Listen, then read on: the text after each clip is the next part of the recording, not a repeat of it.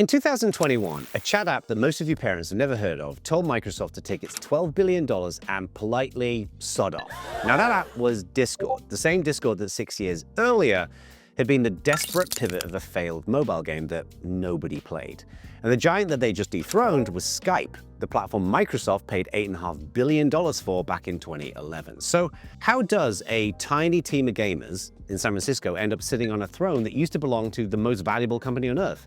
And more importantly, what does it tell you about how you should be building your own company right now? So I'm going to tell you the story, then I'm going to tell you the lesson, and then I'm going to show you two different examples doing exactly the same thing today in markets that have got nothing to do with gaming. Now, rewind back to 2012, and Jason Citrin had just sold his previous company, OpenFate, to a Japanese gaming firm for $104 million. Pretty good, right? He's flush, he's young, and he does what every newly minted founder does. He starts another company. He calls it Hammer and Chisel, and he sets out to build the next great mobile game called Fates Forever. He builds his team, they raise money, and they ship the game in summer of 2014. And the reviews are fine. The game is fine, which in the gaming industry is a bit of a death sentence. Nobody pays for fine. Now, meanwhile, on the other side of the world, Skype is the undisputed king of voice. Microsoft has owned it for 3 years. It's installed on hundreds of millions of desktops, and every gamer on earth uses it because, well, there isn't really anything else to use. But here's the thing to remember, it's fucking terrible. The latency is appalling, bad enough that coordinating a raid feels like trying to talk through 2 tin cans and a piece of string. It eats your CPU, it drops calls during boss fights. It's just a desktop relic, and Microsoft, busy chasing the enterprise dollar with Skype for Business, just doesn't really care. Now, here's where the story gets kind of interesting, because back in San Francisco, Citrin notices something a bit weird. Their failed game has got a built-in voice chat tool, and the handful of players that they have, well, they're not really playing the game. They're just kind of hanging out in the voice chat. They're talking, they're laughing, and they're coming back day after day. Now, most founders in that moment would have just ignored it. They'd have shipped more game content, added a new hero, pumped a bunch of money into ads, and quietly bled out over the next 18 months. But Citrin and his team did something kind of unusual. They killed the game. They took the voice chat, the thing that nobody had asked them to build, the thing that was a feature inside of a failure, and they made it the entire company. And on May the 13th, 2015, they launched Discord. Now, this is the bit that I really want you to internalize, because this is the whole point of this video. Discord did not ship a product, they shipped a place. You see, Skype was a phone call, a thing that you opened, used, and closed. Discord was a server. It was persistent, it was always on, with roles and emoji and inside jokes and weird little subcultures growing inside it like coral. Skype was a tool. Discord was a clubhouse. And gamers who had spent 20 years being told that their hobby was childish and their friendships weren't real, suddenly had somewhere that felt like theirs. They didn't market it, they didn't have a sales team. What they had were subreddits quietly swapping IRC links to Discord invites, Twitch streamers pulling entire audiences across, guild leaders dragging their 100-person raid teams in overnight. Citrin himself turned up at a bunch of gaming studios in person to demo the thing, and by 2016 they had 25 million registered users. But by 2018, they had 130 million registered users, with 19 million people logging in every single day. By 2021, Microsoft, the same Microsoft that owns Skype, came knocking with a $12 billion acquisition offer. And Discord? They said no. And good. That's the proof. That's the point.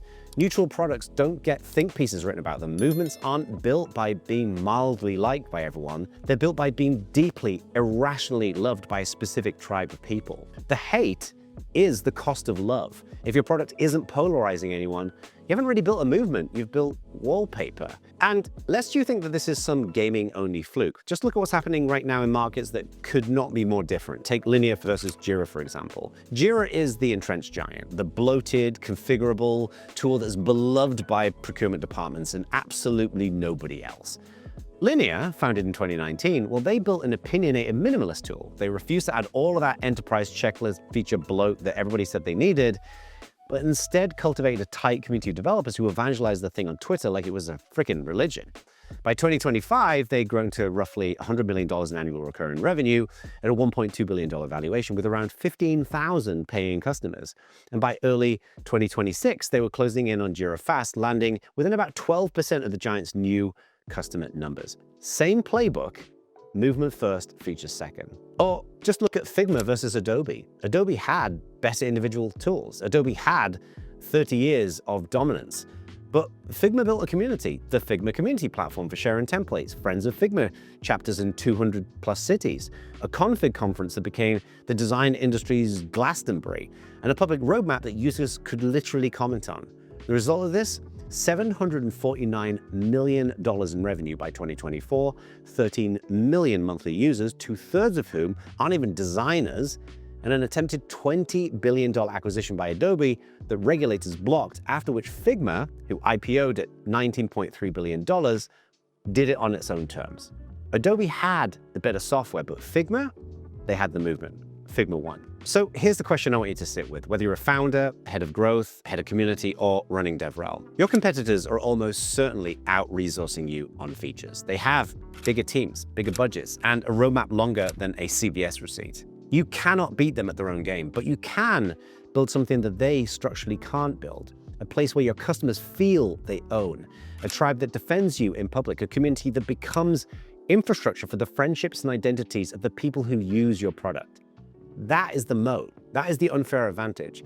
That is what a 130 million user chat app figured out when it walked away from $12 billion in cash. So the next time you're in a planning meeting and somebody says, we need to ship more features to compete, just remember the failed mobile game whose voice chat ate its own parent, and ask whether you're building a product or whether you're building a place. Now, earlier I mentioned Figma, and the Figma story is pretty amazing, not just because of their community, but also because they shipped cross-site network effects. This is where some of their biggest advocates weren't even designers. They were founders and engineers and other people. And if you watch this video next, I'm going to tell you the story and how you and your company can benefit from these cross-site network effects too. So go check it out.